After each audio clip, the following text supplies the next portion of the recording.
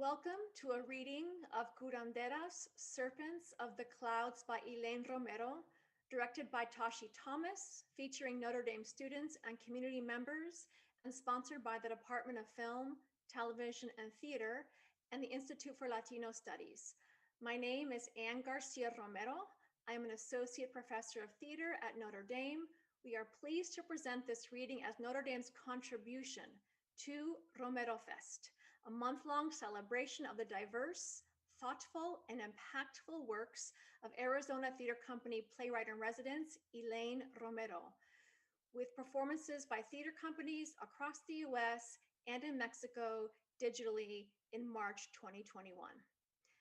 This reading will last 90 minutes with a brief 5-minute intermission. Please join us afterwards for a post-play discussion with our actors and creative team, where you can ask some questions via the chat on our YouTube page. So without any further ado, please enjoy Curanderas, Serpents of the Clouds by Elaine Romero. Curanderas, Serpents of the Clouds by Elaine Romero. Time, the ancient and recent past. The present. Place. On the road from Aztlan, San Antonio, American Southwest, in and around Mexico City. Physical and spiritual worlds. The belly button of the moon. Dreams, visions, and nightmares. Prologue. Victoria, a Chicana in her 20s, moves alone on stage. She carries a satchel of books in one hand. She circles around, leaves the satchel behind her. Man dressed in dark colors enters. He is Jesus. The more he moves around her, the more disoriented she becomes, turning in circles. She cries into one hand. As Jesus exits opposite her, she keeps her eyes covered with her hand. Victoria ends up prone on the floor. In this final moment of susto, her soul leaves her body in her grief. Paloma, a curandera, a healer, in her early 40s enters, carrying 2 overstuffed suitcases. She looks like a little girl running away from home, distraught and scared. Woman, Paloma's guide, appears behind the scrim in full Aztec regalia. She watches Paloma, but Paloma does not see her. Woman gestures for the revels to begin. Scene 1. Woman transforms into train announcer. The sound of a train whistle. Victoria sits in a window seat, leaning against the window somewhat dreamily. She hears the sounds of rain splashing against the window. Woman enters. Pasajeros con destino a la Ciudad de México, favor de abordar el tren. Última llamada. Paloma enters, carrying her oversized suitcases. She lifts them overhead as if pushing through a crowd of people. She plops down into the seat next to Victoria, placing one of the suitcases momentarily on Victoria's lap. Victoria tries to help Paloma lift the suitcases up. Victoria hurts her finger. Ouch! Victoria shakes her finger in pain. Paloma quickly grabs Victoria's finger and does a quick little soba, massage to heal the finger. It is a healing moment. Victoria looks at her finger, surprised and relieved. What did you do? It must not have been that bad. Perdóneme. Victoria nods, moves closer to the window. Mire nomás a todos esos tontos empapándose. Tengo el último boleto. No entiendo. Victoria gives Paloma a blank look. Paloma excitedly taps her feet on the ground. She energetically leans back, arms outstretched, drinking in the joy of her seat. This woman causes a tornado wherever she goes. A veces la gente no sabe cuándo quitárseme de enfrente. I know you people have different space bubbles, but Christ. Perdone usted. Aren't you a Mexican? You speak English. I don't know nothing about no space bubbles and all that fancy stuff. But I do know when you have to get going. You have to go. Yeah, right. Well, I'm just going to drift off here for a second. Where are you going to drift off to? So if you could refrain from engaging me in conversation, I'd appreciate it. Paloma shakes her hand as if to say this woman thinks she is too big a deal. I won't say a word. Shh. Paloma zips her mouth shut. Victoria closes her eyes, enjoying a moment of peace. Didn't your parents teach you Spanish? Victoria's startled. My Spanish is lost somewhere in my cells. Paloma starts munching down a bag of chicharrones, fried pork rinds. Would you mind? I don't know. It's a public place, public train, public bathroom. I came here to think. I just need some peace and quiet. You came to Mexico for peace and quiet? Be careful. I understand some Spanish. Between all the babies crying, mariachis playing, a little old ladies gossiping until their feet fall out, I don't think you're gonna find no peace and quiet here. You don't understand. I'm going through a hard time. I just finished medical school. You finished medical school, but you can't learn Spanish? It's very stressful. Excuse me for being born. If you don't want to share no air. I don't mean that. Paloma blows on her. Victoria smells the stench. She brushes Paloma's breath out of her face. Christ, what do you eat for breakfast? Garlic cloves and rattlesnake pills. They're good for the blood. God, I think I'm gonna be sick. They drive away all sorts of nasty diseases and creepy witch doctors. Have you ever smelled a brujo up close? Híjole. Can't say that I have. They make pigs smell like perfume. And they're always trying to kiss me with their pinche bad breath. But I know what they really want. They want to steal my power. Are you a witch or something? Paloma takes a map out of her bag. Where are we anyways? Paloma in a quick few seconds has entangled herself in the map, even ripping it in a few places. Here, let me see that. What are you looking for? I always find where I am anyways. Or people find me. They just drive up and ask me, may I help you? See, the power draws them. The world take care of curanderos, healers, because we take care of the world. That's what the people say. One man gave me a ride all the way to Houston, and it was 4 hours out of his way for nothing more than for me to cure a viejita, a little old lady. And she lived for 4 more years to the date, 1 year for every hour he went out of his way. Charming story. God helps us when we're willing to make sacrifice. Like the stranger. He made a sacrifice and he didn't even know it. Most sacrifices are like that. They don't happen in the mind, they happen in the heart. Los dioses listen to the heart. Did you say gods? I meant God. Paloma makes a quick sign of the cross and then she chews her finger. I was beginning to think you weren't even Catholic. Have these things happened to you? People coming to you when you needed them? Even when you didn't want them to? No one's ever driven me to Houston for no reason. Paloma motions her disapproval. I had a reason.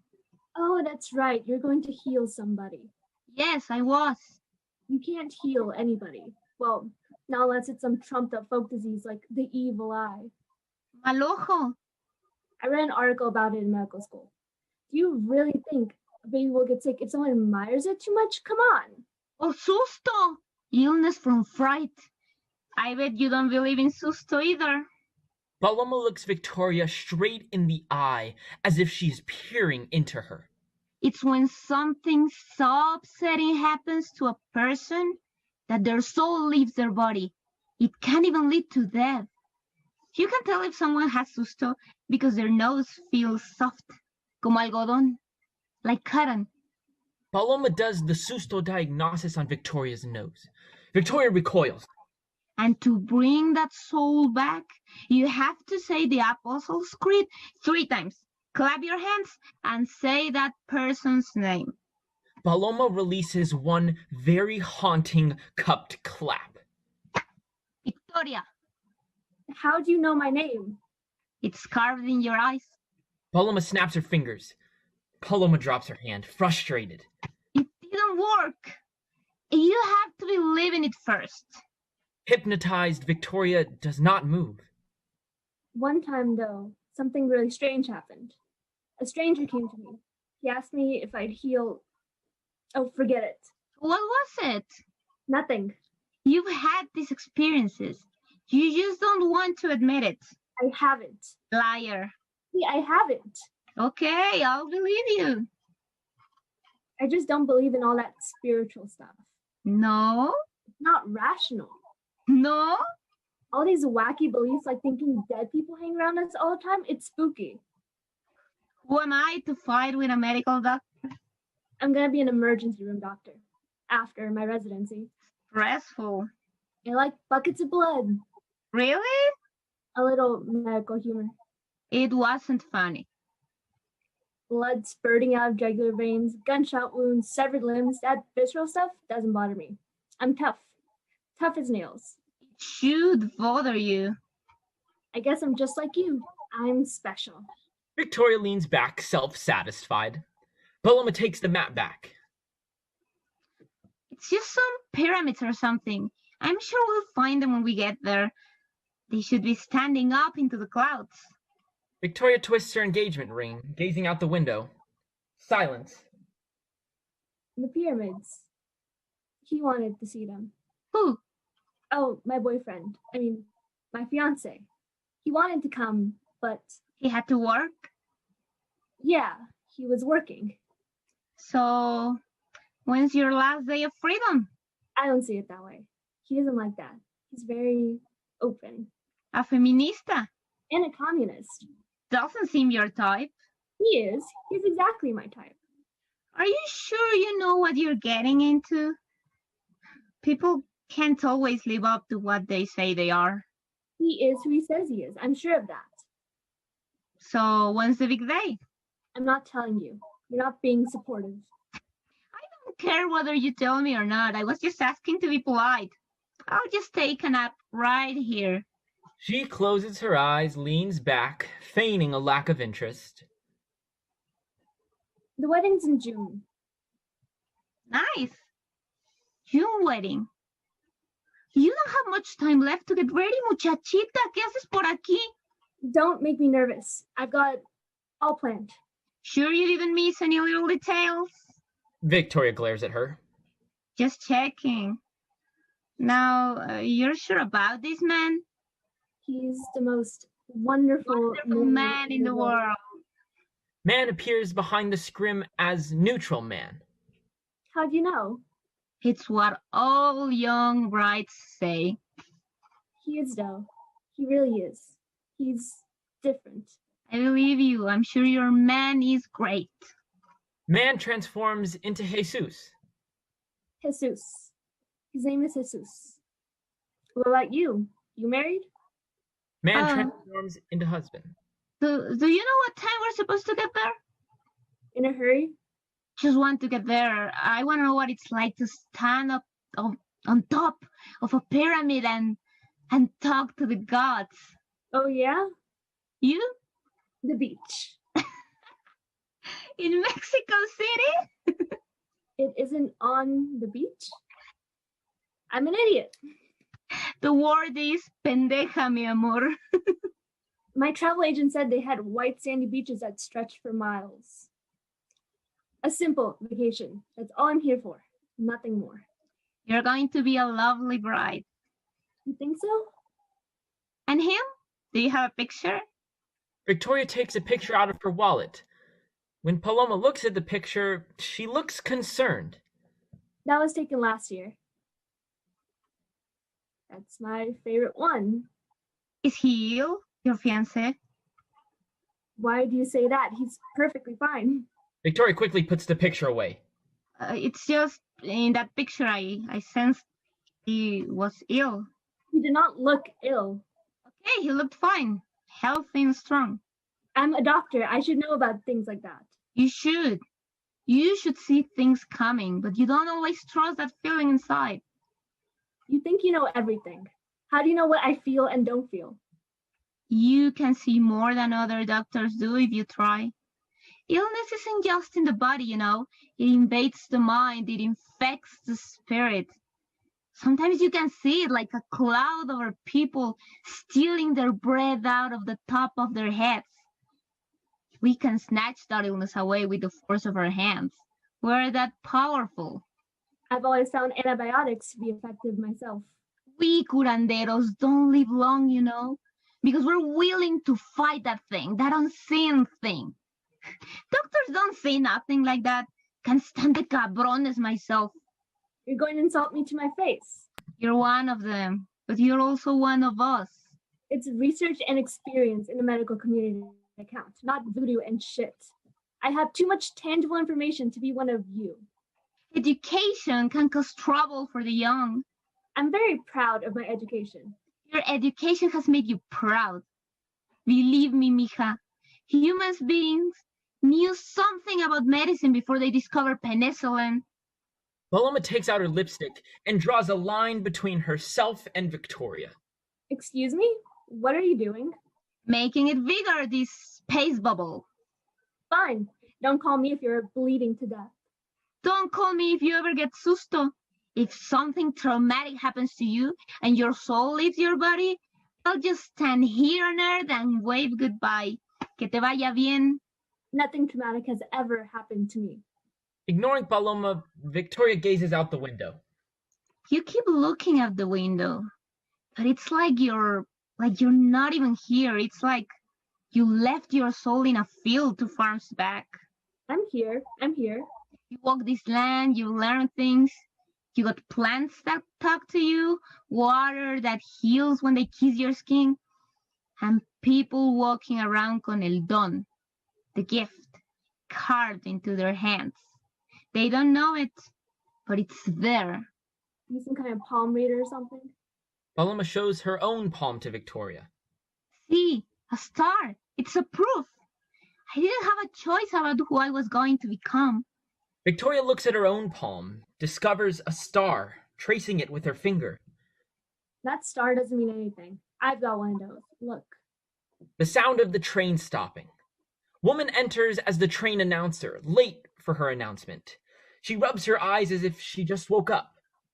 2 minutos para llegar a la Ciudad de México. 2 minutes? But we're already here. Ay, mi gente. Señores pasajeros, última parada. Wish I could say it's been a pleasure.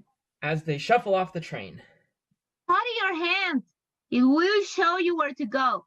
That star business is a bunch of bull. That picture you showed me, you as a happy couple, it doesn't tell the whole truth. Are you calling me a liar? You're a woman who is alone in this world. I have a fiance. We're getting married in Mission San Jose in San Antonio. You're a woman who is alone in this world, and you don't like it very much. You're probably just one of those bitter divorced women who want to infect the others with your unhappiness. You've all been trying to ruin my wedding. I just came here for some peace. Peace and quiet. Don't taunt me. There's only one problem with the truth. It follows you like snake. Me, a problem with the truth. I am the most honest person I've met. And I've met a lot of people. I'm sure you have. Your exit. Good luck crawling on top of that pyramid. Thank you. Victoria pushes ahead.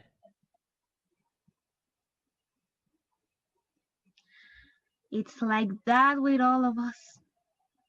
It's written in our hands. Paloma looks at her own hand, touches her star. Lights shift. Woman, now a hotel clerk, accepts money from Paloma at a hotel reception desk. Victoria enters frazzled. She does not see Paloma. Paloma occupies herself with her bulging bags. Perhaps one has popped open and she is stuffing the contents back into her suitcase. Perdóneme, señora.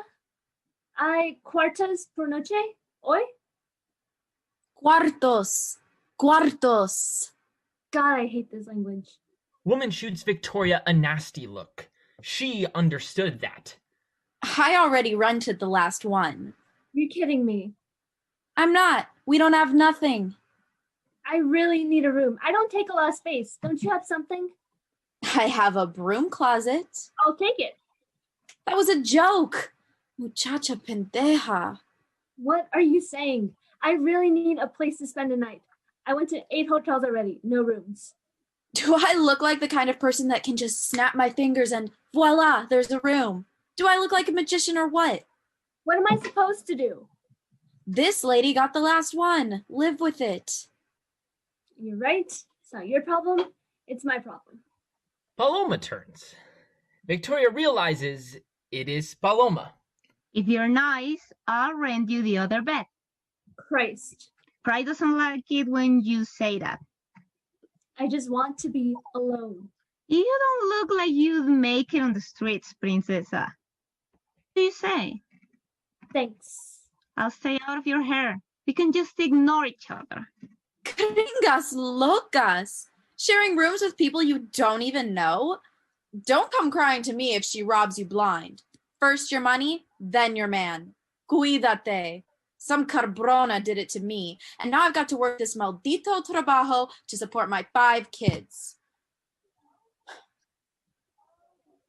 I guess you don't want to hear about it. Nobody wants to hear about my pinche life. Woman shows them to the room and exits. There are 2 single beds and 2 nightstands. Stone silence as Paloma and Victoria go about their business, setting up, claiming space without exchanging words. Victoria pulls out Lysol, and Paloma pulls out rose-scented Virgin of Guadalupe spray. Each woman sprays her own side of the room until she turns and sees the other. Paloma hums relentlessly. She whips out her portable altar, installed in an old hardcover suitcase.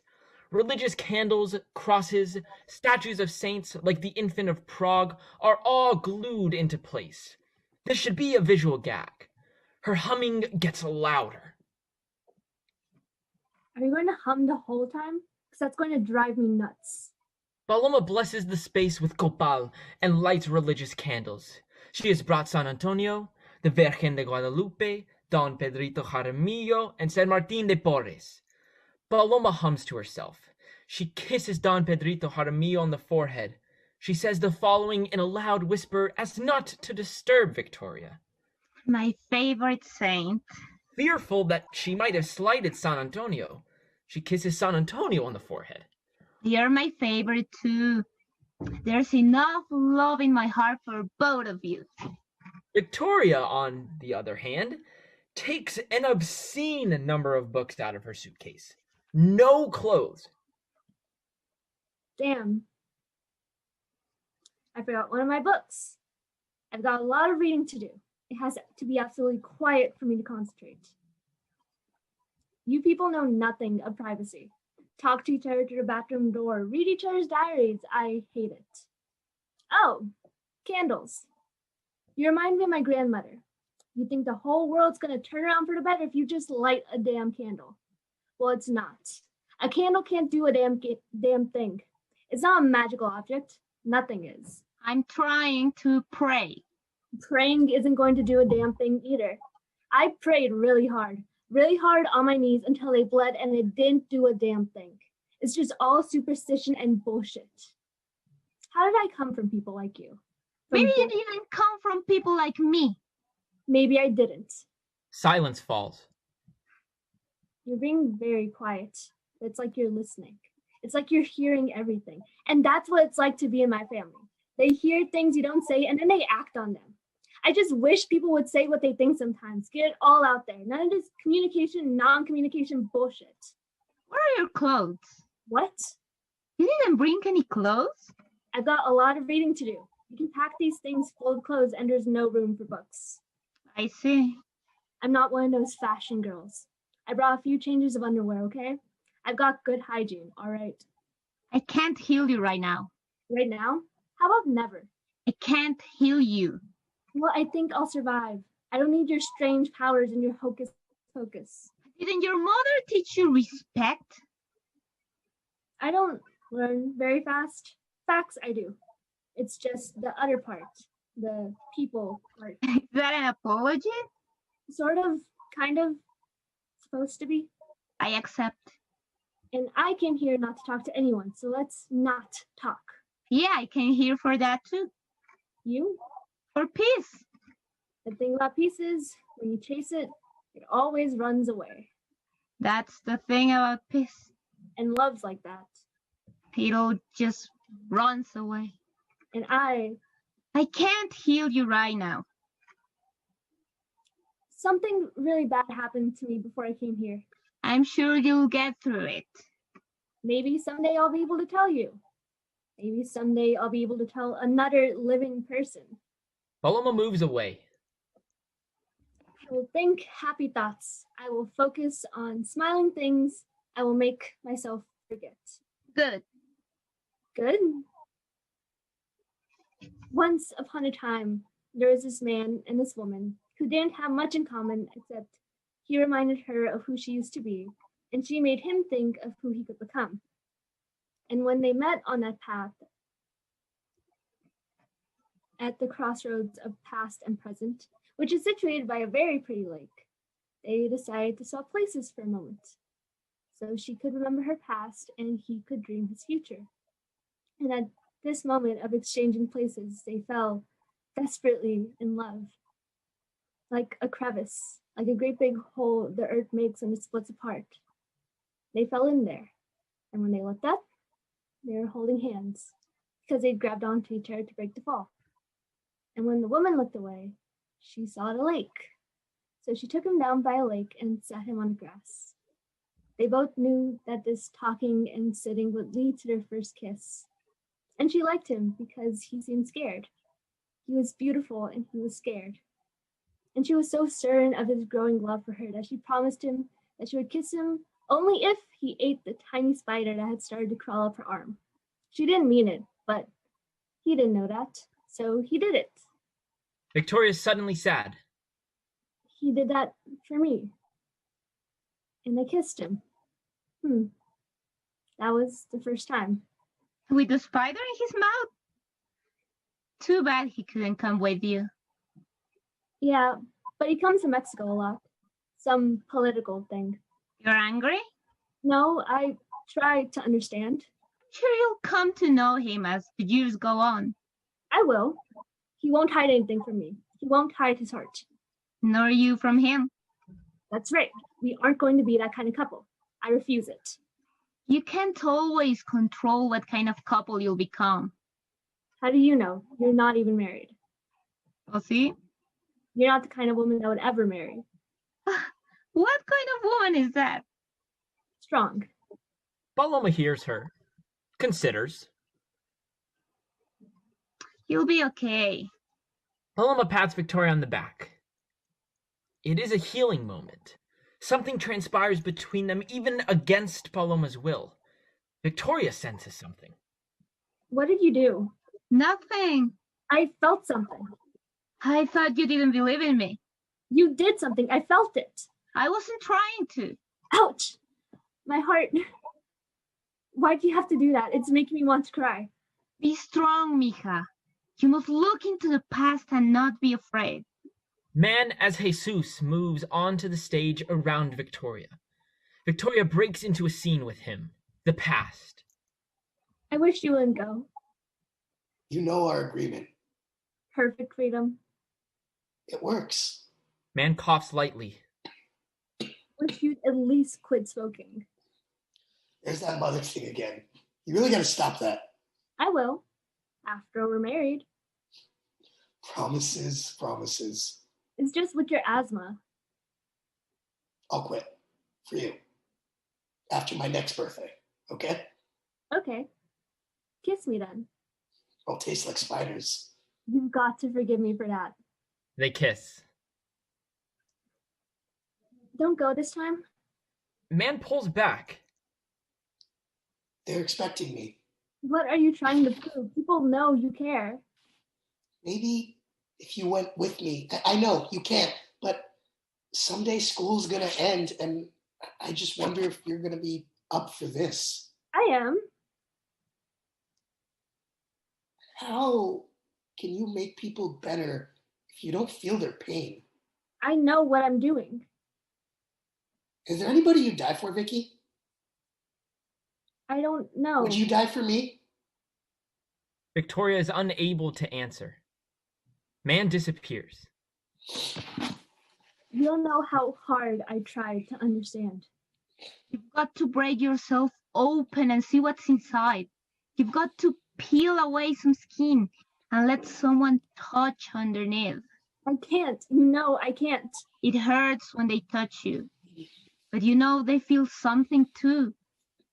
What makes you such an expert on love? Nothing. I watch people. I sense them. And sometimes I know what they're feeling. My mother, when I was a child, told me that was a gift. So I watch and watch. Always on the outside, never on the inside. Then I stepped through that invisible wall I used to guard my heart. I touched under somebody's flesh and let him touch under mine. It hurt. That was a long time ago. And do you really do that? You let people touch you all the way to your heart? Something happens when people like us love people like them. What happens? You should get some rest. Me? Right. Why not? I don't sleep anymore. Nightmares. What kind? The kind you think about all day. The kind that chew on your stomach and you can't let go. Paloma touches Victoria's head. I guess they're there to teach you something. Paloma withdraws. You can't do anything about them anyway. You can't cure anything. I can, but it isn't time. What about cancer? Can you cure lung cancer? Can you cure lung cancer in a young person when it's metastasizing out of control? I don't cure. God cures through me. Well, God's asleep or comatose, isn't he? Paloma makes a quick sign of the cross. Watch your tongue. He may take you away for speaking that way about him. He can have me. You want to die? I don't want to feel love anymore. But you love your fiancé. Right. I love him. I wish you were here. Mexico City. You would have liked this. All of it.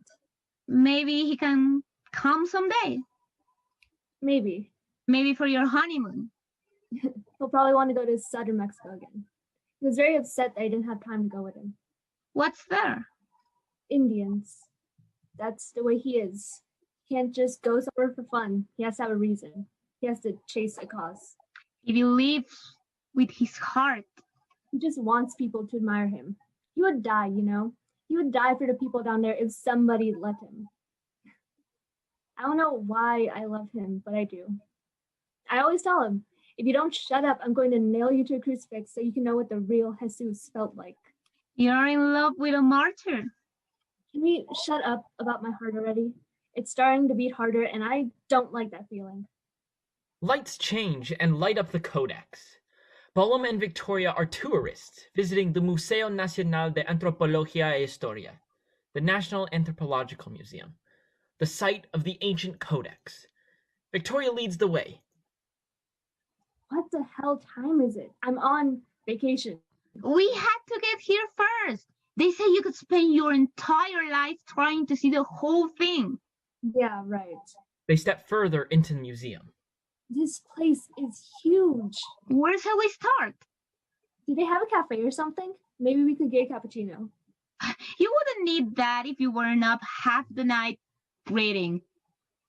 Did the light bother you? No, I like sleeping with the lights on. Don't you want to look at the art? I thought you were addicted to learning. I am. Prove it. It's just this problem I'm trying to solve. It's like an equation or something. Every problem has a solution. That's what makes sense, right? That's the logical thing.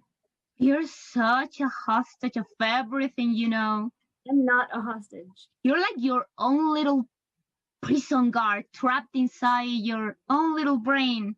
I'm not my own little prison guard. The mind wants to fly, be free. The mind wants to conquer the truth.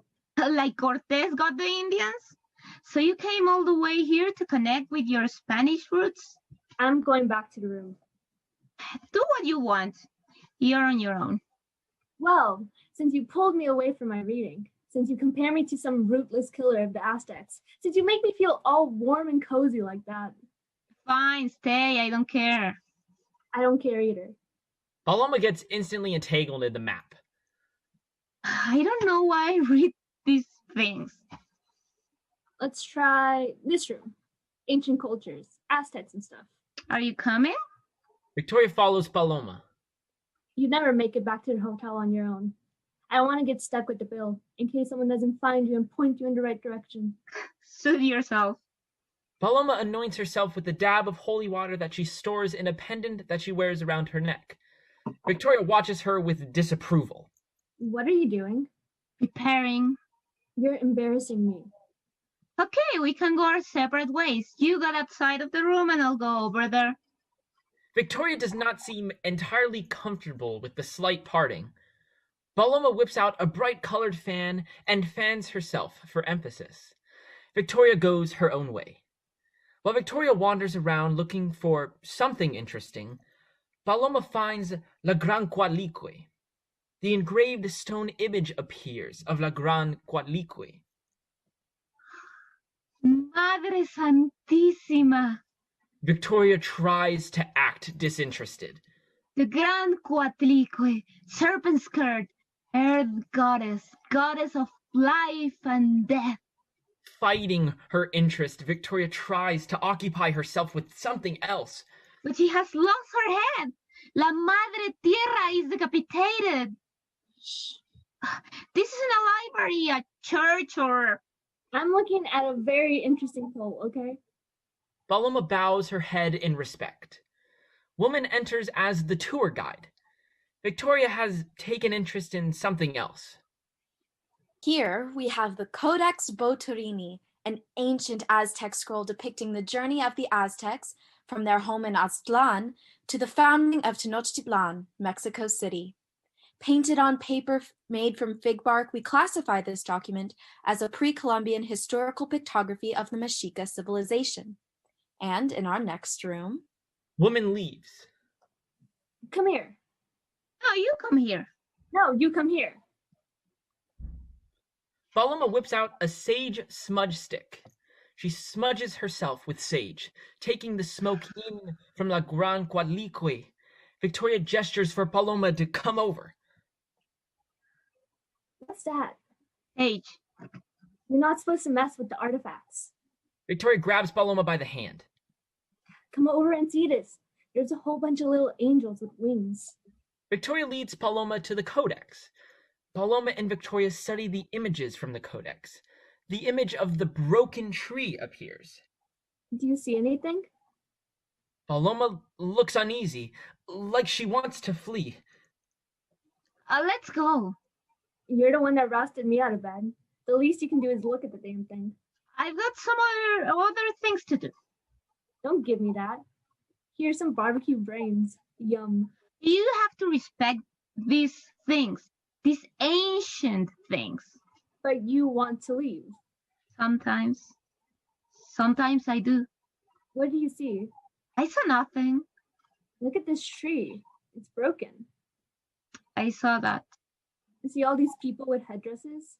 They're silly. Paloma has turned away from the codex, but Victoria has gotten that much more into it. Seated, Paloma takes deep breaths. Hey, what's this? It's like a hand with leaves for fingers. Victoria reads the image of the Malinalca, the twisters. It's turning and twisting. Victoria sinks to the floor, twisting her hair.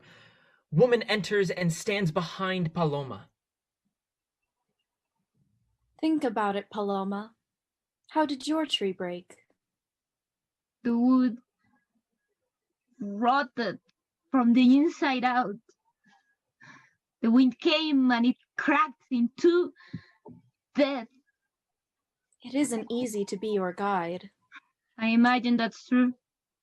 Truthfully, though, Truthfully. it takes a lot of strength to break a tree. It takes a lot of strength to heal a person. Do you think you know everything? More than that little girl. I'm not going to heal her. Once you let yourself feel something, you might. It isn't just in the head, you know. You feel it in your body, and then you can't help myself. I'm looking at this tree, at this marriage.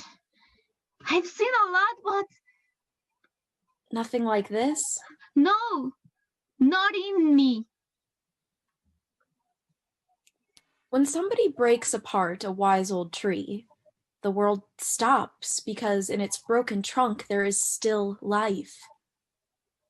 The sap falls to the earth like blood. There's a reason to cry. There's a reason to mourn the death of a brave and aged tree. You know these things. I've taught them to you. Woman exits. Man enters as Paloma's husband. A vision where their spirits speak to each other across time. If you just I'm waiting. Needed me more. My God, you're like stone inside. I'm not. I love people. You love the world. You don't care about us. You go out and fight with spirits and come back with a bloody face and scratches this close to your eye. And here I am, your husband, lying next to you in bed, and I'm not supposed to want to protect you? You don't have the power. You remind me again and again. I didn't create your spirit. You didn't create it, but... You never finish your sentences. You steal my words. I don't take them, you forget them. I just want to know why you did it. You destroy me. I loved you. You don't care if you tear me apart. Why wouldn't I care? I don't matter to you. No? I spend every day in the same house with you, and I don't feel any better. Maybe you're not a curandera. Maybe you're not my husband. Maybe you're just some vato who doesn't give a shit. You never needed me. It's true. You're right. I never needed you. But, viejo, I chose you. Lucky me. Thanks a lot. You're welcome. The silliness of the last exchange cracks Paloma up for a second. Man tries to move in on the moment. Paloma, you can love me again. I know you can. Why with her? Just go away. She whisks him off. Man transforms into Jesus. Victoria gets up. Vision begins. It spans across worlds, linking the spiritual world and the physical world. Victoria sees him, but she keeps trying to block him out. Victoria. Logic tells me that there's no way you could be here. Logic tells me that when a person dies, they die forever. That's the hard, fast truth of our wretched existence. Victoria. Logic tells me. It tells me things I don't want to believe anymore, that I can't believe. Victoria. I break down crying most days. That is, on good days, I cry. On bad days, I sit in the dark with the lights off. I leave her there, over there, on the couch, and I hang up in the corner of the ceiling looking down at her. I feel sorry for her, I do, but I'm not her. I can't be her. I can't be a person whose fiancé died. I cannot be that unfortunate person. Bad things don't happen to me. I'm good. I'm smart. I could wrap my words around his brain and make him dizzy. That's what I used to do when we fought. Me and my love. That's what I used to do to you. You did. You're not here. You can't be here. I deny your existence. I obliterate you. Man just stares at her. It is difficult to deny his presence. When I start to feel you, your presence like this, it shakes the hell out of me. It's shaking the hell out of me. It shakes everything away. It makes me believe in magic, but not enough magic. Not the kind that would bring you back. I'll speak with you. I will. I won't believe you're real. Not until that thing moves inside me, that continental drift, when the worlds shift and reorganize, and I realize I'm somewhere else, and somebody else. Not the woman who loved you at all, but someone better. You had something you wanted to say to me? You and your notebook, you and your camera. Did you really think you were going to change the world? I thought there was a chance if we got the right exposure, the right newspaper. You are so naive. You're like a child. I love the people there. They matter to me. Victoria takes offense.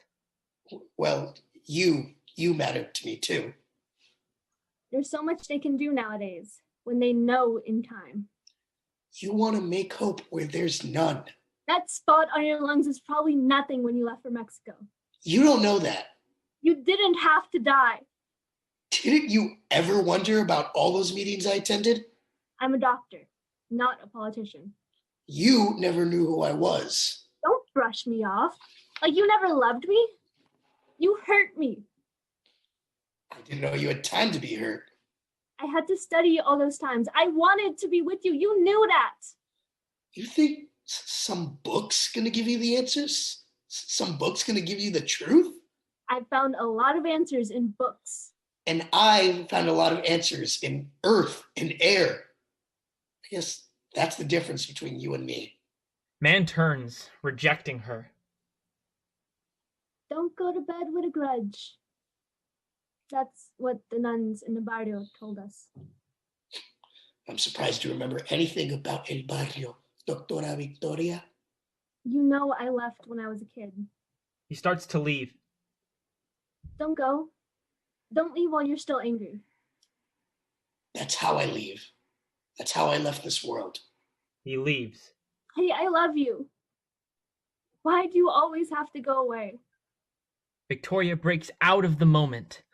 Paloma looks at the broken tree. Paloma turns. They leave the building. I hated that. Just a scroll. It doesn't mean anything. Well, it does, but I forgot. You're superstitious. You don't want to curse the ancients. I suggest you be careful too. You're right about my fiance. He's sick. With what? Sick of me. No, he's got pneumonia, but he'll get over it. And you just left him in the hospital? He told me to go. See, we had to put off the wedding because of that. Just a temporary setback. We'll be back on track soon. You don't wear a ring. You never married, huh? Once. Divorced? No answer. What was he like? No answer. Must have been miserable. I'm still married to him.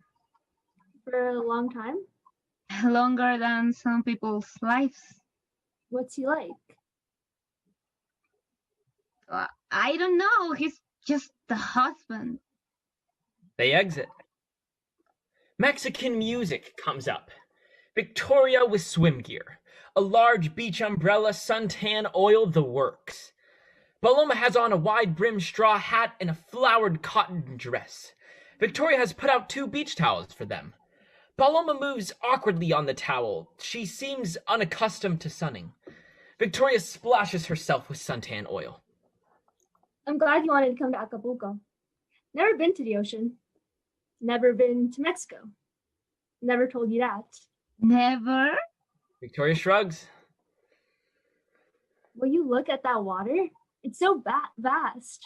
It puts my bathtub to shame. Where are you using that stuff? You're Mexican. Victoria shrugs. Besides, it causes cancer. Well, you can cure that, so I guess I'm okay. Cancer can kill you. Would you stop using that word? I'm trying to relax.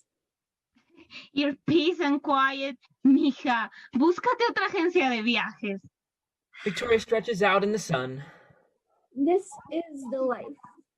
That's what I always say.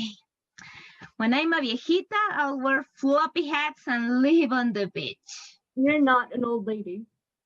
My job makes me tired, wrestling with spirits, Whipping up potions in your cauldron. picking up people that are on the brink of suicide and giving them enough hope to keep living. That's what you do for other people. Yes, other people. And yourself? My life is not my own. Where's your husband? He told me to come alone. He's not very traditional. Let's go in the water.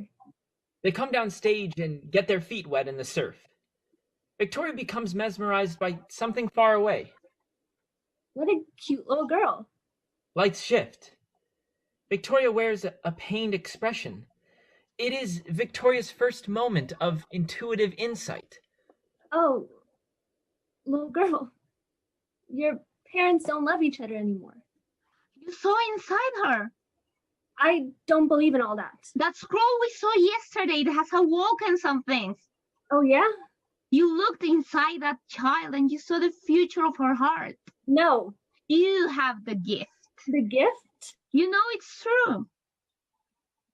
I don't know about that, but the spirit spoke to me yesterday. If I'll only let myself believe it. It's your journey. I feel it. And yours? I did something very, very bad before I left home. Something you won't understand. I left. I took all the things I need to heal. It's the only thing I know how to do. But you know, you can't always heal yourself. Your heart could be broken in two and there could be nothing you could do about it. That's the joke God plays on you when he gives you the gift. I bought that train ticket. I didn't tell my husband where I was going. You abandoned him? Paloma nods her head. I told you you wouldn't approve. That's why there's so many problems in the world. People can't stick to their commitments. I don't have to explain myself to you. Go call him right now. I can't. I had to leave. He made me go. You have to at least let him know where you are. I didn't even kiss my little boy goodbye. You have a little boy? 4 years old. We call him Ángel. This whole thing's really stupid, but I can't go back. Why didn't you tell me? I asked you about your husband. I thought we were friends. You can't do that. You can't abandon your family like that. I just need to be here, to be away. You just ran off to Mexico when someone needed you back home. Aren't you running away too from Jesus with the pneumonia? I'm gonna call your husband. I gave my husband my heart on a platter and he stuck a knife in it. Paloma gives Victoria a cool stare. Your heart on a platter? Like an Aztec heart sacrifice? My heart, that didn't need to be given away. I gave to him. And he did not hold it gently in his hands as he had promised.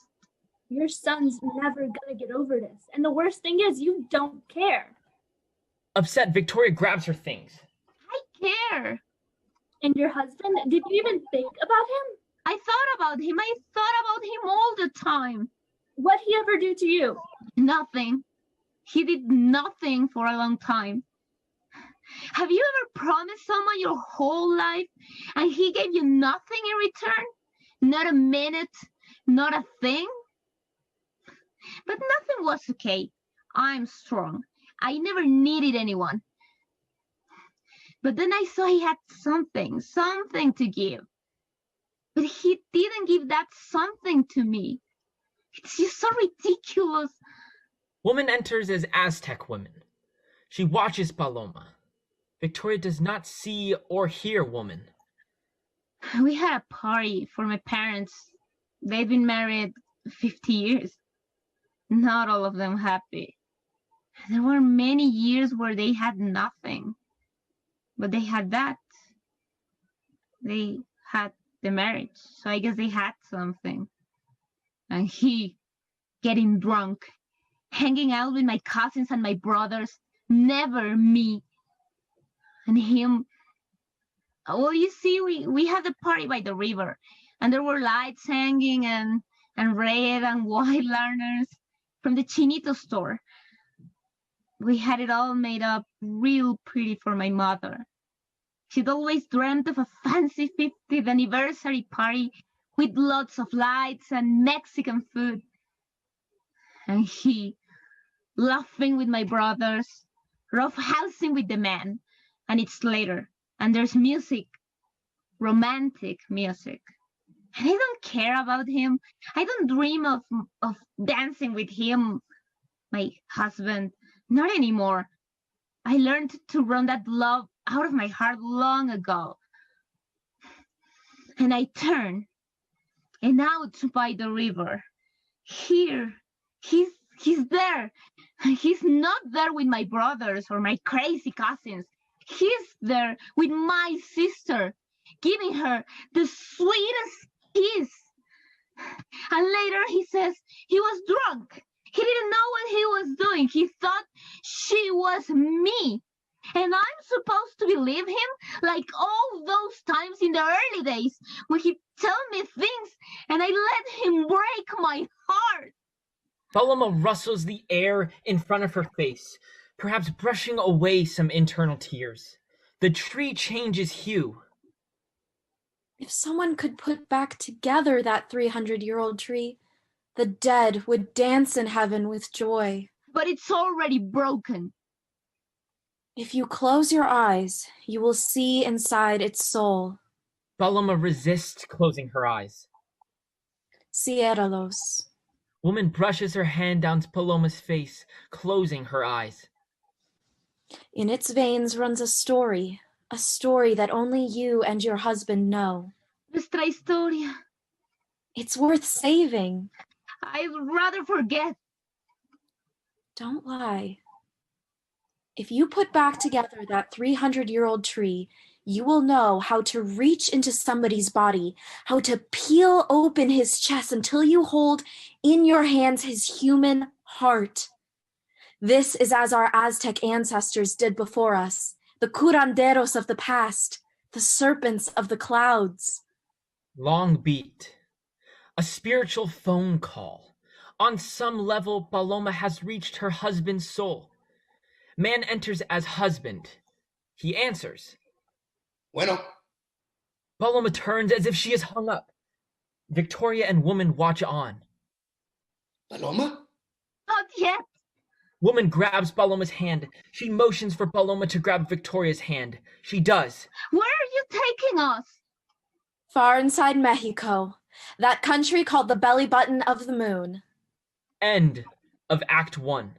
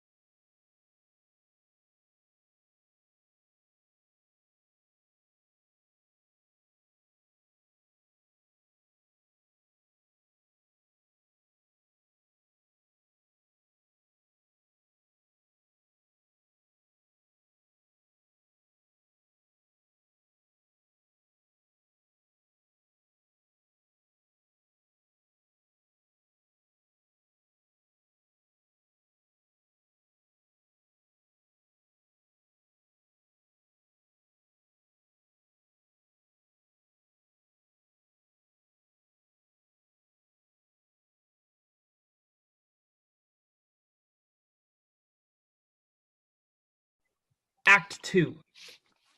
Paloma and woman stand behind the scrim. Victoria is gone.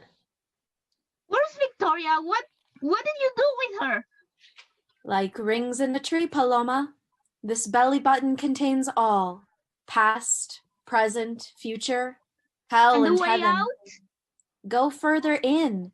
Delve deeply into her core. And when she sees fit, Mexico will spit you out. They exit. Lights shift. Victoria has found her way far inside the belly button of the moon to Mictlan, the realm of the ancient dead. Man enters as Jesus. They breathe heavily like they have been running. See, I have this theory about cancer. It's really a very simple solution. That's why no one's found it. Too easy. I'm right, Jesus. I'm right. You can stop trying to save me. If I get this last bit of information, I'll have it. I want my ring back. You want to break up? You need to go back. Back where? You aren't where you think you are. In that hotel? You're not there. I mean, your soul isn't. Then where is it? It followed me To where? to Mictlan, the realm of the ancient dead. What kind of nightmare is this? My soul's not with the ancient dead. It left your body in your grief. You cried it out through your tears, and it found its way to me. Wake up, Victoria, wake up. Give me our ring. I know you want me to, but I just can't. Victoria protects her left hand, afraid. When you pass back through to the other side, you'll cross a valley of obsidian knives slashing in the wind. Those knives, they'll tear at your face, at your arms, your lungs. You have to walk through there. I can do that. Knives don't scare me. Death doesn't. I know. But your death scares me. I won't die. You're a lot closer to death than you think. I'm gonna try something else first. Please give me the ring and let me go. Just let me try one more thing. No! Victoria turns. Man disappears. Paloma appears in the belly button of the moon. Man transforms into husband. Paloma? What you meant to say is that you wished you loved me. You would like to have loved me someday. What you meant to say is something different than what you said. Where are you? That place where my soul talks to yours. Are you going to come home? I don't know. Do I have anything to come home to? Or are you still doing my sister? It was just a kiss. Yeah. It was dark. I didn't even realize what I was doing. That's bullshit. It is. Did I ever tell you that you're the most beautiful woman I've ever seen? Paloma fights the fact that he moves her. Don't try to sweeten me up. It's how I feel. I'm sure you don't lie to me any more than you lie to yourself. I'm not lying now. You said you'd love me for all the days of your life. I suppose that was the truth too. I suppose you can love many people at one time. I suppose there's so much love in your heart that there's no place to put it all. Sometimes that's true. I don't know where to put it all. You're pathetic. Am I? I just want your honest love. I want yours. You have mine. Do I? How much love do you have left for me?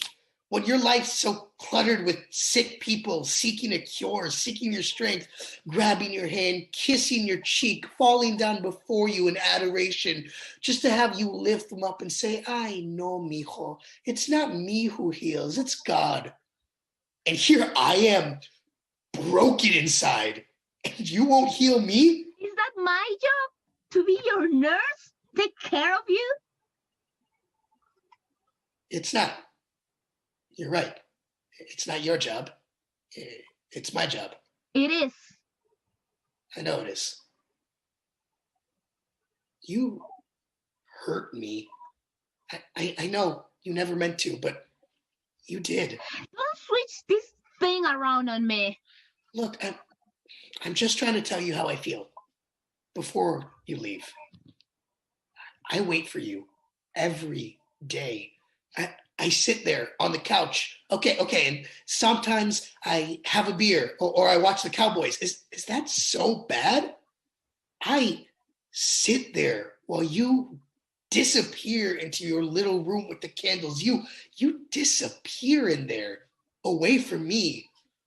The door opens and shuts all day long, but you never even look to see if I'm still there because you know I am. They come from morning until night, the sick, the wounded, the brokenhearted, and they leave our house content. And usually that makes me happy. But I still wait. You're free to leave. Healing makes you tired, you say, so your cousin cooks for us. Your cousin answers the phone. She even pays our bills. You have her watch our son. I'd like to cook for you sometime, write some checks, and God knows I'd like you to trust me with our child. But you never even think to let me. I don't suppose you think a man could cook or could understand finances. And how could a man love a child? Is that what you think? No, I know you love him. I love him so much. I love you both so much. Can't you see all this love burning inside me? Am I such a disappointment to you? That love scorched me from the inside out. I couldn't stand to keep it inside anymore. Sometimes I drink and bury it under my skin because you won't take it from me. But there's too much. Do you understand? There's still too much goddamn love. It has to go somewhere. It has to catch something, someone. Because I am worth it, Paloma. I'm worth it. That night at your parents' anniversary party, I kept thinking about 50 years, our 50 years. I asked myself if in 50 years, would you still reject my love, my touch? I thought, yes, you would. You would waste the one thing I know how to give. That's how you destroy me. I looked to give it to you that night.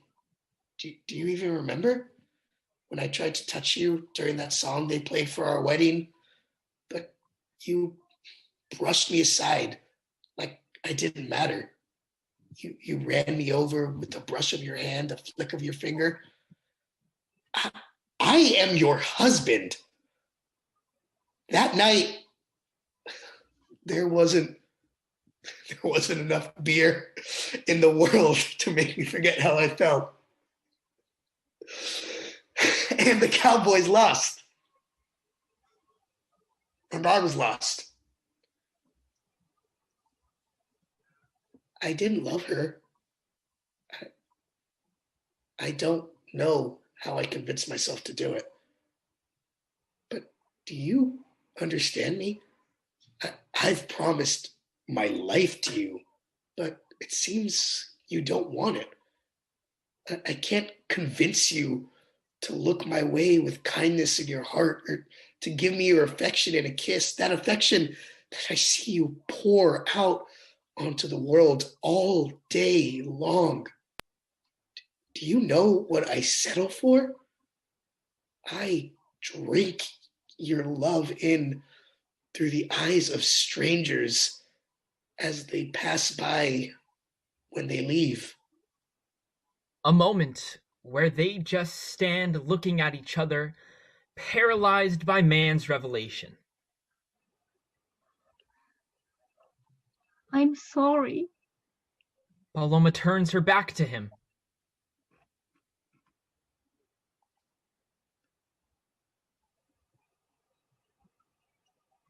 I have to go. Paloma crosses to Victoria. They are in the hotel room. Victoria looks frazzled as if she has been up all night and she is losing it. She takes copious notes, writing furiously into a red notebook, surrounded by open books. Every once in a while, she underlines something in one of her books and then writes it in her notebook. She moves quickly and erratically. Nothing makes sense. What are you doing? Trying to find a cure for cancer. Paloma picks up one of the books. Victoria snatches the book out of Paloma's hand. The cure for cancer is not that hard.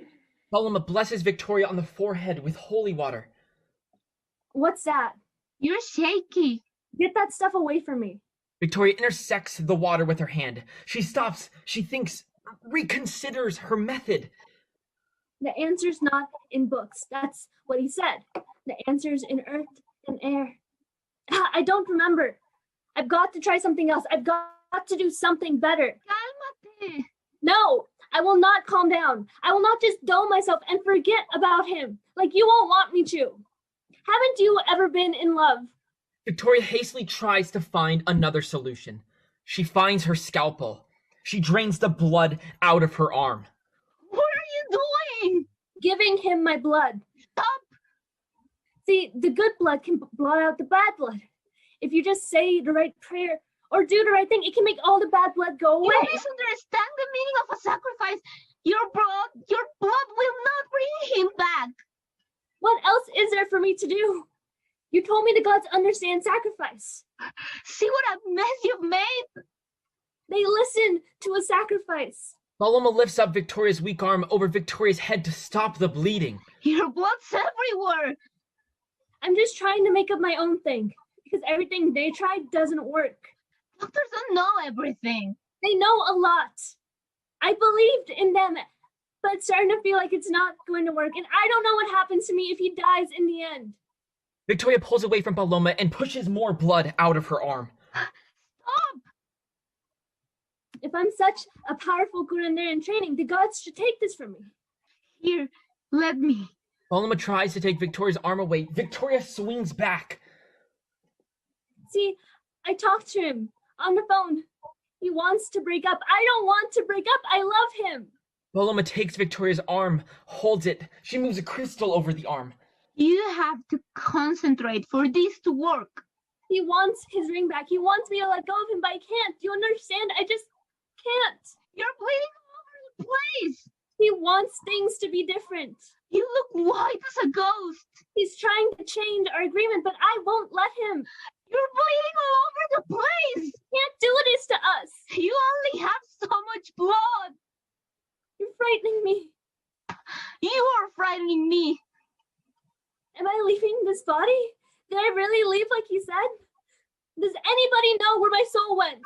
You've got to take your soul back to life. I won't die. You know you will. You abandoned me. Just like your husband abandoned you when he did that thing. Your love didn't abandon you. He's gone. Same thing. I will heal you. Do you believe me? Yes. Paloma puts her arm around Victoria. Breathe. Think hard about your soul. You can't stay long on earth without it. I promise. This world would miss you if you were gone. Woman enters as Aztec woman. She freezes Victoria, who holds the knife. Are you going to heal her? I feel it in my body now. I'm ready. You can't this time. I have to heal myself first and let myself love. I've taught well. Her susto could lead to death. I know. I will keep her in this moment, but you must be willing to let yourself change. Are you? Paloma looks worried. This sounds hard to do. I don't know. The spirits will lead, like they have before. Ask us, Paloma. We will help you. Man enters as Paloma's husband. They are in the belly button of the moon.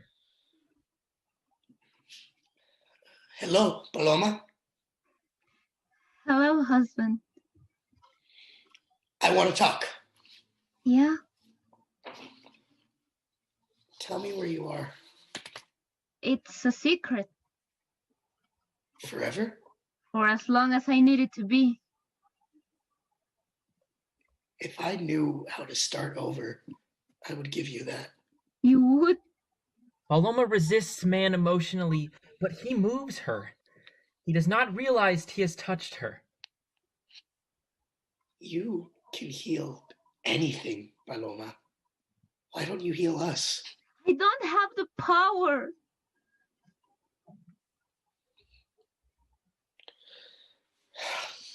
It's too late, isn't it?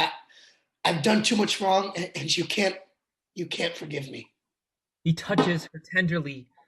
She has her back to him. Shall I let you go? A moment where it seems like Paloma will leave. They say when you love someone, you should be willing to do that. Paloma does not turn around. She starts to leave. Adios, mi esposa. Te quiero. Paloma moves to another space. I love you with all my heart. Husband exits. You talk about your heart, but it's my heart which is missing in action. My heart just disappeared. Like all those boys from our barrio who went to war and never came back. If it's true that you love me, my husband, the spirits will show me in a dream. Woman enters as Dream Woman and induces Paloma into a dream from which she arises quickly. Help! Where's my heart? Someone did something with it. Who stole it? What does it look like? Sure, it has a knife in it. Is it still beating? Hurry! Someone sent out a search party to look for my heart. Woman puts on her search party gear, a miner's hat with a light on it. I will. I'll head the search party. Woman flips the light on. You're gonna look? Do you think it's buried somewhere? Buried? Deep in the ground where it can't be seen. It's an emergency. I have to find it, por favor. Buried somewhere. You mean buried alive? If you search hard enough, you'll find it. I will. Paloma looks up and down, nowhere near herself. You know where it is. Paloma shakes her head as if she does not know where it is. Beat. Paloma peels some layers away from her chest. She takes in a deep breath and bravely scoops her hand as if to get her heart out of her chest. I found my heart. You found it. Ay, Dios mío. I was worried about you. What happened to the knife? It's gone. The woman points to a place on the heart. That's my heart? It's yours. Paloma cradles her heart, relieved. She feels something underneath the heart. Mira, what's this back here? There's something stuck to it. That's his heart. Your husband's. Paloma lifts it up to get a better look. It's so large. I had no idea. He loves me with this? All of it, like he said. My husband. He has a beautiful heart. Paloma lifts both their hearts up and then cradles them against her chest. Woman exits. Man enters as Paloma's husband. You're a powerful woman. You're a powerful man. Don't steal my compliments. Love is a powerful thing. Paloma holds his heart. This is yours. Paloma presses man's heart back into his chest where it belongs. He takes it in, inhaling as if he were swallowing her love into himself. A beat. She begins to put her heart back into her own chest. Wait, Paloma stops. She hesitates, covering her heart with her hand. He gazes at her. She removes her hand. did I ever tell you you have the most beautiful heart I've ever seen? Paloma smiles. She starts pressing her heart in again. He stops her hand. Man gives her heart the sweetest kiss. She lets him press it into her chest, inhaling as well. She sighs when he has completed putting it back. Man steps closer to her. They give each other a long, long embrace, heart against heart. They step back, gazing at each other, holding hands. Your heart wants to heal somebody. I better let you go. You understand my heart now. When I touched it, I knew. Go ahead. Paloma steps away, looks back, lingers for a moment.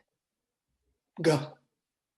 Paloma props Victoria up, sitting with her back to Victoria on the bed. Paloma links their arms together. Paloma begins speaking. Victoria begins speaking groggily, as if drugged, but comes out of it. Why did you start bleeding yourself? It's my husband. With the pneumonia? Lung cancer. Oh, The doctor said he had 5 months. He didn't have 5 months. he's dead. I guess you already knew that. Dead and gone. Loved you. He never tried to break up with you. I'd do anything to have any part of him now. That's why I kept his ring. But it's not enough. I want more. I want him. And last night in my sleep, he came asking for my ring.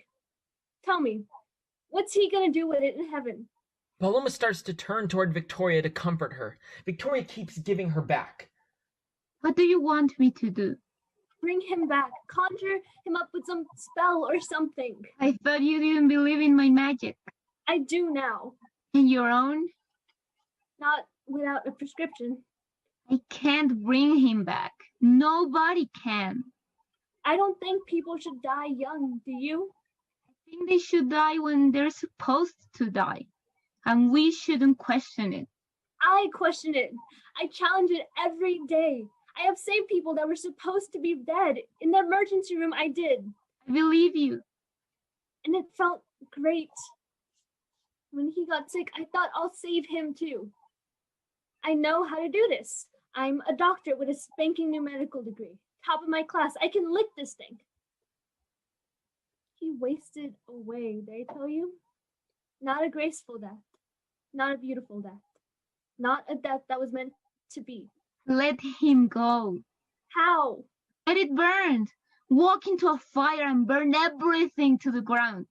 Everything you are, everything you were, everything you thought you might become. Like his wife? You burn it to the ground and let it become something new. The Aztecs taught us, fire doesn't only destroy, it creates. Do this, and then you might be able to start living again. Do you know how to do all that?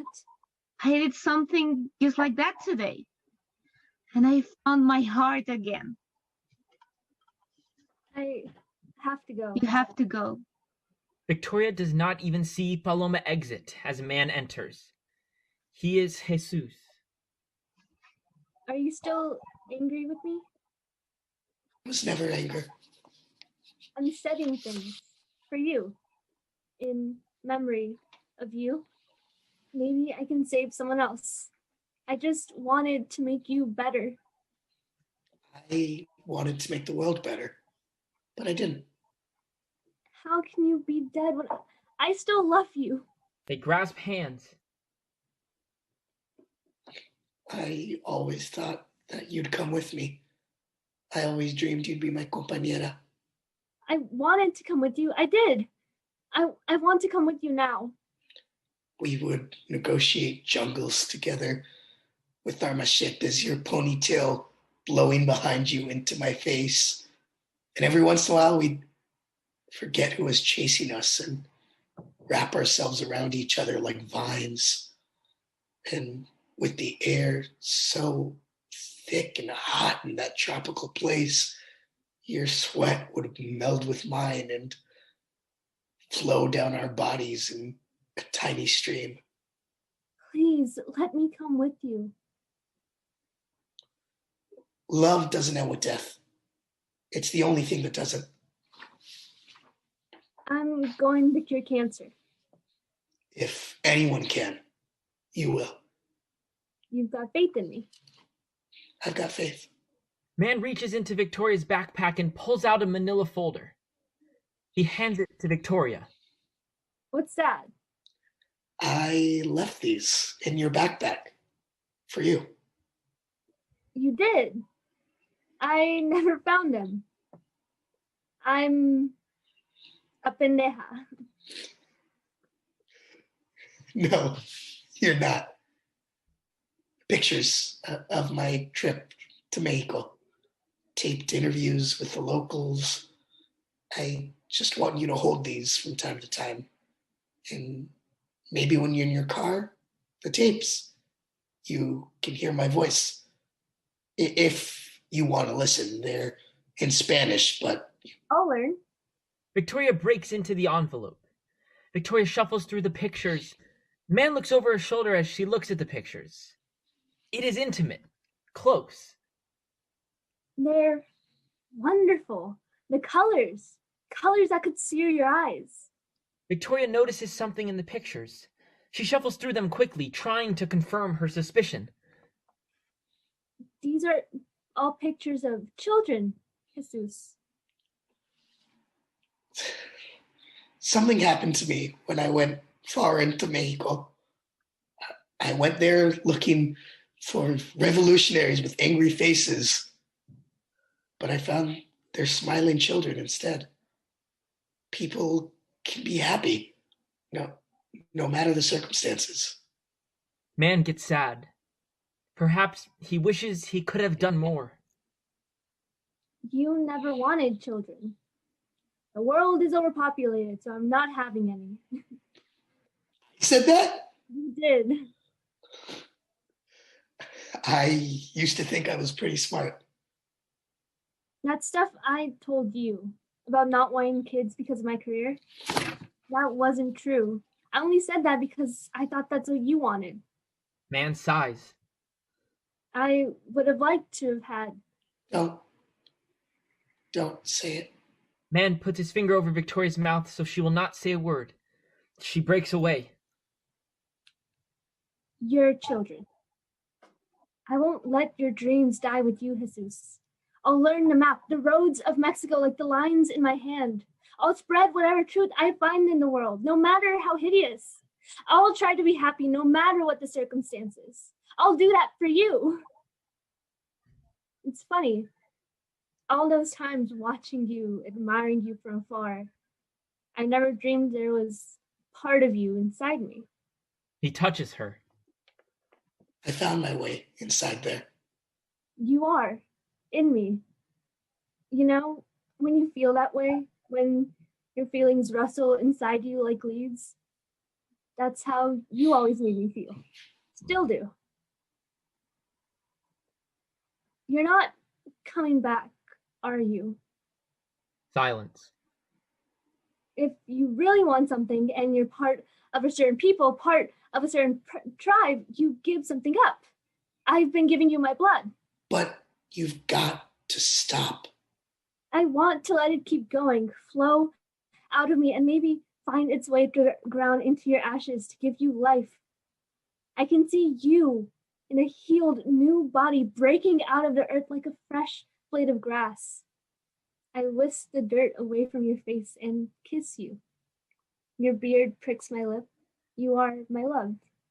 Man shakes his head no. Are we saying goodbye? You need to let yourself love a living person someday. Don't die with me. Promise. Will you let some? Don't tell me you're a curandero too. Victoria laughs. Tension breaks. Man takes her hand. Victoria starts to speak. He places one finger gently over her mouth. Just kiss me goodbye. That's all I ask. Just one kiss. Man shakes his head no. Man moves his hand up the ring finger of her left hand. I'm not giving that to you. It was a gift. Man strokes her face. Beat as she tears up. Man moves his hand gently on hers as she lets him release the ring. He slowly releases her hand. Although we can still see Man, it seems Victoria no longer can. She does not seem able to see or hear Paloma either. Victoria wrings her hands. After a long silence, Man stops, looks back, watches her. Then he slowly disappears. Victoria remains completely alone. Paloma? Paloma! Paloma does not come. Victoria cannot see her. Victoria crumples to the ground. It appears that she is dead. Paloma enters carrying a white sheet, distraught to find Victoria in this condition. She hurriedly moves Victoria's limp arm until they make a cross in an outstretched position and begins her healing work. She fluffs the sheet into the air and lays it down on Victoria's bed, covering her completely. Paloma burns copal and herbs. Paloma sweeps Victoria in the sign of a cross using a large navel orange. As she sweeps, she recites her version of the Apostles' Creed. Creo en Dios Padre Todopoderoso. I believe in God the Father Almighty, creator of heaven and earth.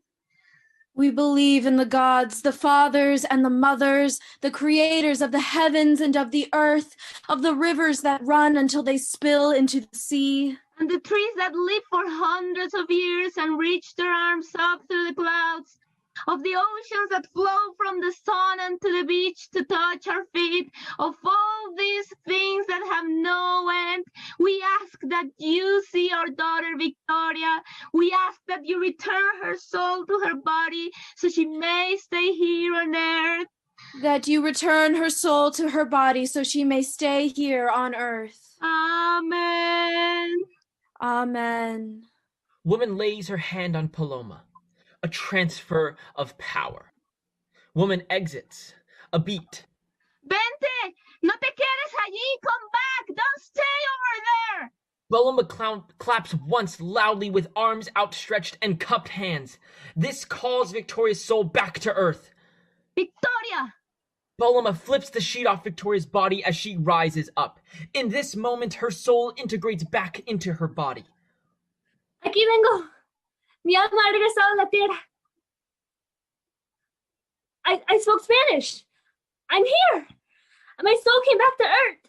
You're going to become a serpent, and you will slither through the clouds. Although Paloma has not exited, Victoria cannot see her. Victoria looks ahead, sees a vision. Victoria can clearly see into the spiritual realm. The sound of romantic Mexican music. You got back together with your husband. You saw inside me. I can see right into both of you, through the spirit world, into your hearts. In this world, there are many things that will rip us apart, men and women. Healing comes when we come back together, no matter how much it hurts. And I promise, it will hurt. It will incinerate your hearts. But healing comes. Victoria touches her own heart. Paloma senses Victoria's pain. He took his ring. Our dead are always with us, Victoria. Consider him a martyr to your heart. Jesus would have liked that. He would have liked to have died for something. That would be you, mija. He died so that you could love. Your love will heal the world. Paloma looks at own hand, places it on Victoria's shoulder to give Victoria power. A serpent appears. Victoria traces the star on her hand with her finger. She raises her hand into the air, exposing what would be her star. Victoria has el don, the gift of healing. End of play.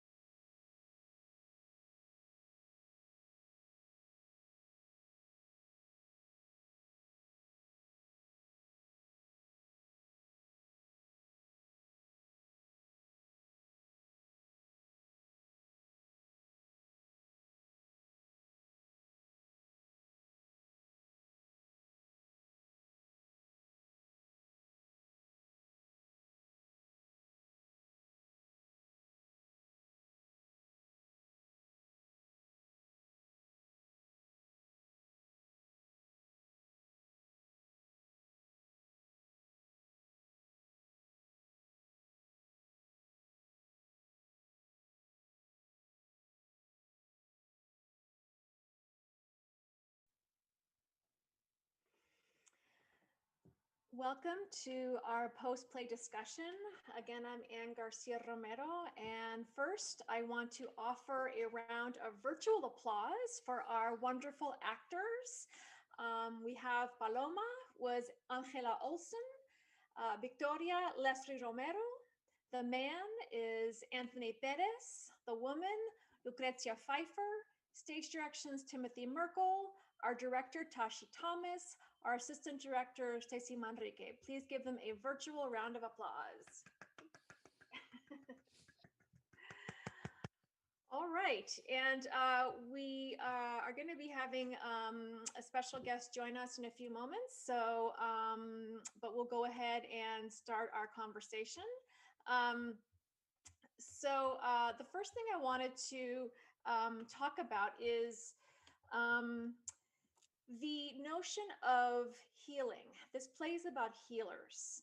And I wanted to ask all of you, actors and production team, working on this play over the last number of weeks, what insights did you gain about the role of healers, the importance of healers? Right now, we're in a time in our world in which so many people are in need of healing.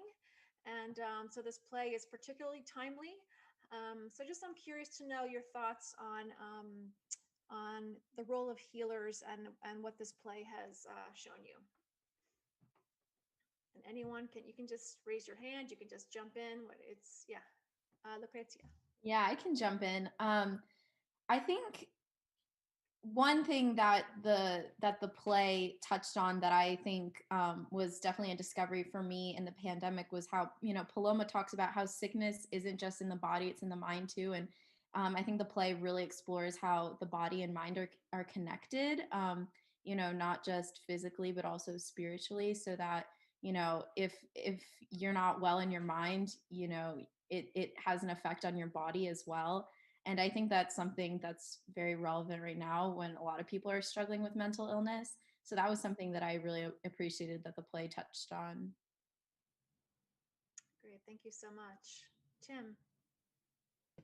I really enjoy it. It talks about this idea of looking out and helping others. And that's not just I think the my favorite part about it is that while we still want to have that understanding of helping others, there's this moment where Paloma knows she cannot heal others until she heals herself. And it's this understanding that while we all want to look out for other people, there kind of also has to be a time to take a step back and say, I need to look out for myself, because we're all going through so much, and the pandemic has really caused so much suffering and so many different stories and different experiences that we want to reach out to those other people and we want to help other people, but you got to look out for yourself sometimes. And this was a play to kind of say, to maybe let's take a step back. Yes. And so other thoughts. I particularly enjoyed the idea that healing begins with a choice. So Paloma and Victoria, they both had to decide to heal first. And I absolutely loved that. For Victoria, it was about letting go. And for Paloma, it was about loving again. I loved that. And I love the idea of healing as a collaborative effort. So sometimes it really does take an absolute village. You need your sister, you need your partner, you need the spiritual world. It's a community effort. And I found that notion delightful. Great, thank you so much, Tashi. Any other thoughts? Yes, Stacy. Yeah, so one of my absolute favorite lines of the entire play is that the Aztecs have taught us that fire doesn't only destroy, but that it creates.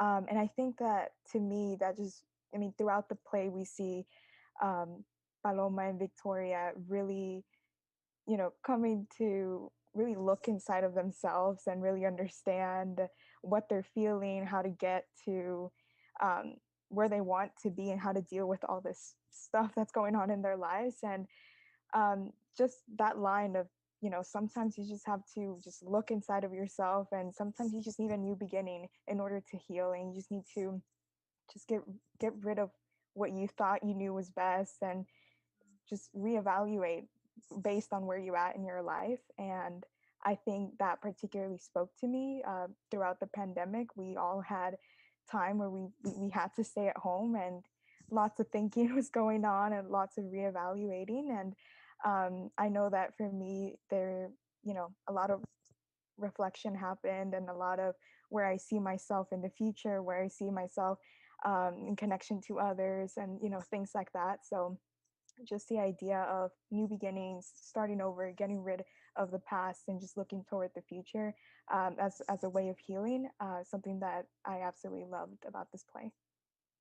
Great, thank you so much, Stacy. Yes, Lesli. Something I connected with Victoria was her journey in learning to accept help, because she is a very independent person, and I feel like she is constantly trying to solve her own problems logically. So her journey in learning to accept Paloma's help, I feel says a lot about learning to kind of let ourselves be vulnerable and accept the people who are there to help us. Great, thank you, Lesli. Any other thoughts? Okay, well, we have a special guest joining us. So please help me welcome our playwright extraordinaire, Ms. Elaine Romero. Hey, everybody. Our surprise guest. So Elaine, thank you so much for your beautiful play. Thank you so much for sharing it with us at Notre Dame and for this incredible festival of your work that's been taking place all throughout the country and the world. And so we just welcome you into our conversation now. And I don't know if there's anything you want to say off the top, or we can just continue. Oh, I was just so in love with what you did, all of you. Thank you for just bringing the play home and just being so true. You know, the honesty of what you brought really revealed the play to me again. And, you know, I've seen it many times. And to be able to feel that freshness again of what I felt when I was writing it was really a gift. So I just want to thank you all and acknowledge what you brought and how true you are. And that honesty on stage is something I hope you always keep. Makes for good theater. I'm sorry about the light. This is a completely unscheduled visit. And I live in Arizona, and the light is going down in my office. So no, we love that Arizona sky. Yeah. That's in the northern regions. Right. I know. So, but I was just so enraptured by your voices on the text, and just, you know, it was a really special experience just now that I just had, and I absolutely cried, just so you know. So I hope you know that. You know, I was thinking about the festival and this play, and this play was a commission actually for a company in San Antonio. And when they did the play, it was a workshop and they ran it for a few days, and they had huge audiences, but they were choosing between this play and another play. And actually they didn't choose this play. They chose the other play. And I remember at the time how hard that was, you know, the fact that the play wasn't selected, because I believed in the play and I loved it. But I had one memory from the workshop, and that was after the play, a man came up to me and he was in tears about the play. And many times when I've had a hard time as a writer, I just remember him. And I think, okay, if I did that for him, I can keep doing that. And he's helped me a lot for many years to keep writing. So I just wanted, I'm sorry, but you guys kind of opened up my heart with your performance. So now I'm being very open. But that is like, we don't know when we move people through our work in the theater. We don't know. And if we're lucky, we get a couple moments where people do let us in and let us know. So I just wanted to share that with you because I felt like you really brought the play to me, and I wanted to share that back to you. So thank you. Thank you so much. What a beautiful sharing of your gratitude, of your experience with us. I was communicating with Elaine that I feel that you, Elaine, have the don, the gift of healing through your writing. And it has been such a gift to me and to so many to experience your beautiful plays and the ways that your plays heal us through their beautiful characters and language and stories. We have our esteemed writer. Any of you want to ask away? I've got this great shadow on my face. See if I can get you a different angle so you can at least see me. Oh, hi. We're all now trying to hold it together. Now we're all desperately trying not to cry. You guys have busted my heart open. I mean, I always feel like this play is about the heart chakra, and like I can't really watch the play without feeling like my heart just opens. And that's what I felt when I wrote it. And so when I watched you guys, I was like, oh no, here I go. I could feel it. And I'm sure you felt it performing it, because it wouldn't have come across if you hadn't gone there and you hadn't brought your gift and your don. So. Yeah. Good question. Mm-hmm. So one of my absolute favorite parts about the play is just all the beautiful images that come in and out, and then how they all come together at the end. That really is my favorite part about it. But I guess I'm just wondering, I didn't really know about the Serpents of the Clouds image before getting to work on this play. So I'm wondering why curanderas are called serpents of the clouds and what that image means. Well, that's the Nahuatl term, but I don't know why they call it that. Yeah. It's interesting if you think about naming, like some things just are, right? I don't know what that explanation would be. And it's interesting, when I learned it, I didn't think to ask why, but maybe that's just how that image is perceived. And I always feel like different languages and different cultures, you know, the beauty of different languages and different cultures is you hold another world inside you. And so inside that world, that's what they see. It's beautiful.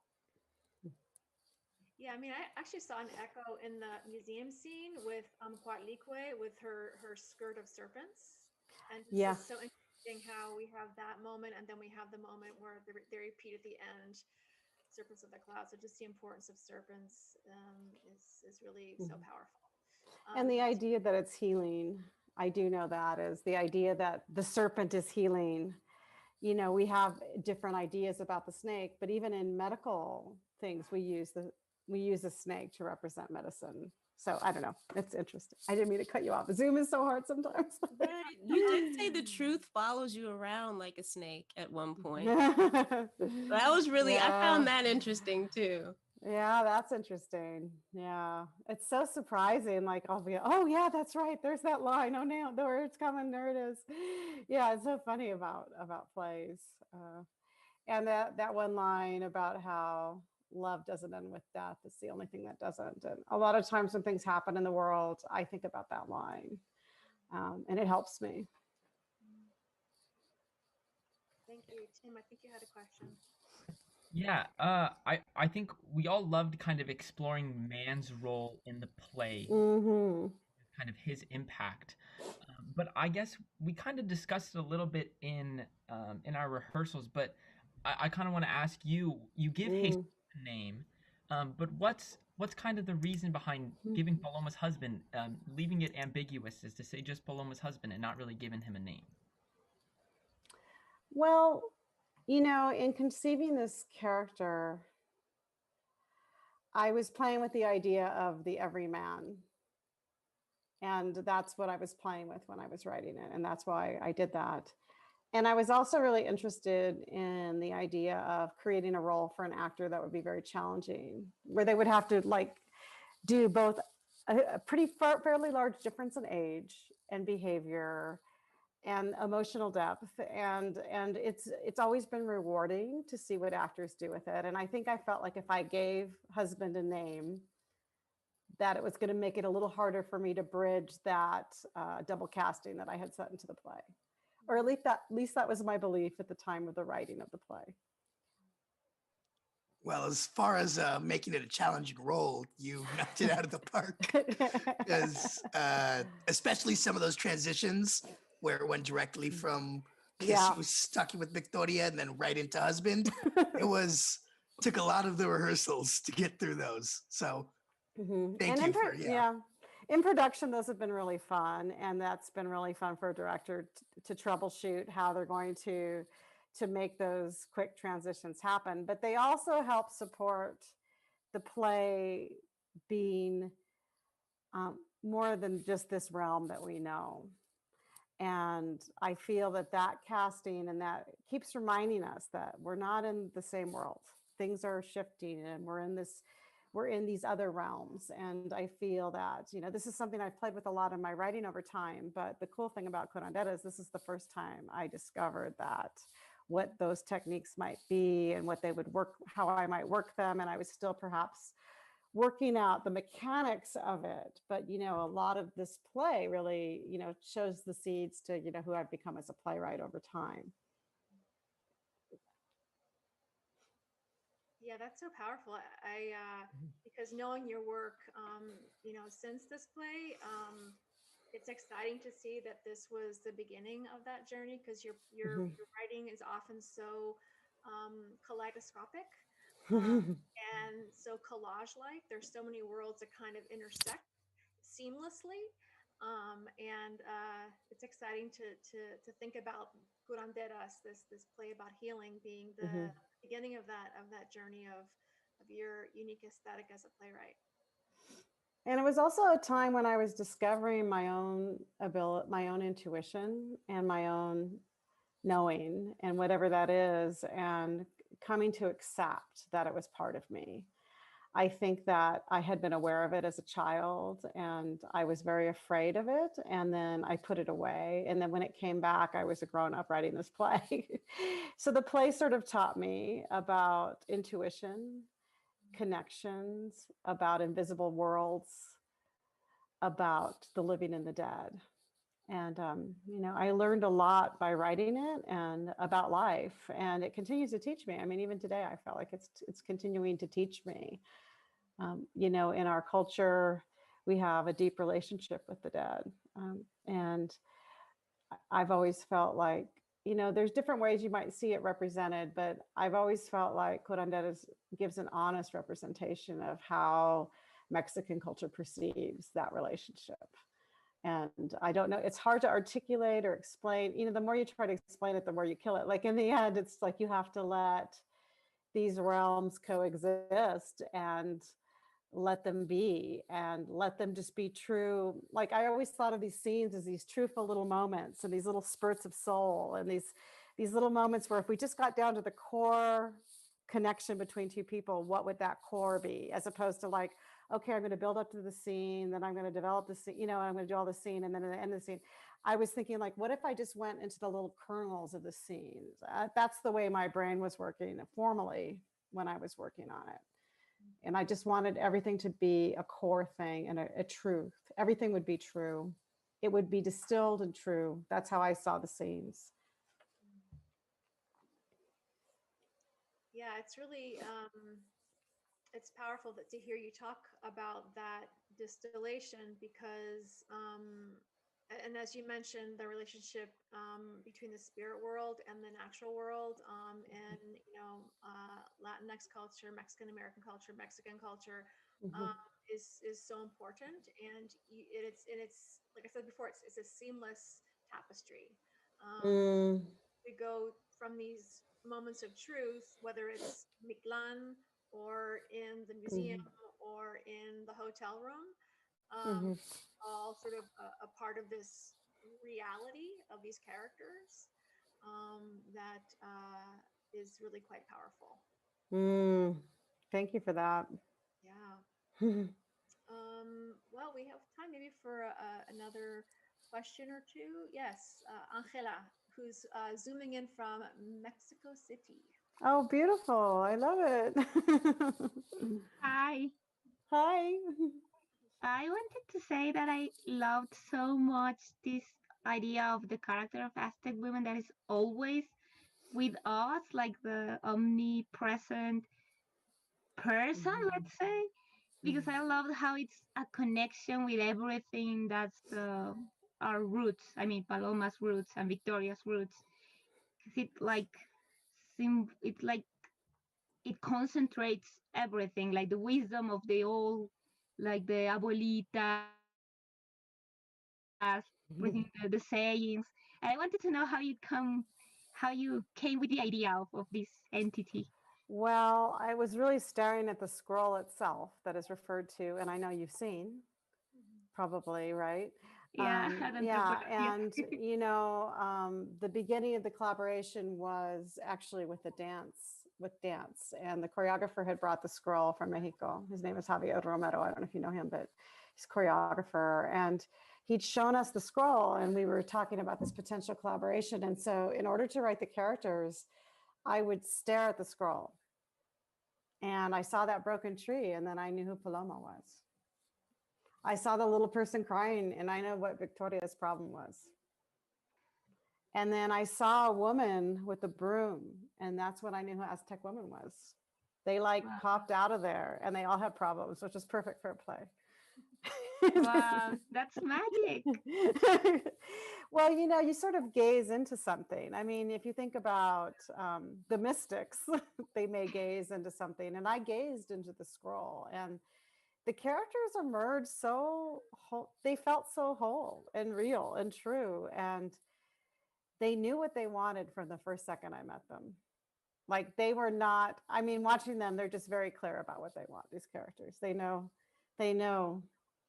and they know, I think they know them, they learn themselves in this play. They learn the parts of themselves that they have to work on. They learn that they have to change, and that, you know, they learn the depth of their own love in this play. They figure out what that is. Yeah, they're confronted. The play, by confronting each other, they confront themselves. I would say that's what happens probably in the play. Time for one more. Yes, Leslie. Sorry.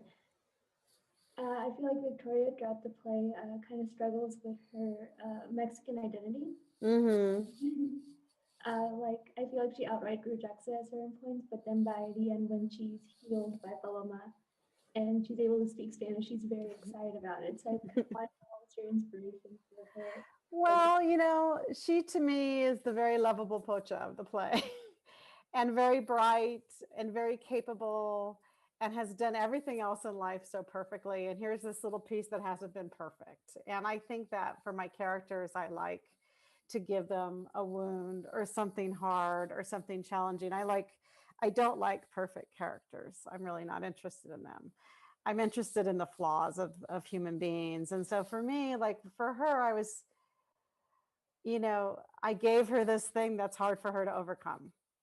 And then at the end, you know, I get the payoff that it comes out that maybe it really is in her DNA, like everybody's been telling her, you know, this idea that it's in there. And so for me, it was just being true to her character. And I really wanted to write, to draw a contrast between who Paloma was in the world and who Victoria was in the world. In order to do so, I really wanted to make Victoria somebody who was really, you know, very much part of the US society. Maybe she has some connections, maybe she understands them, maybe she doesn't.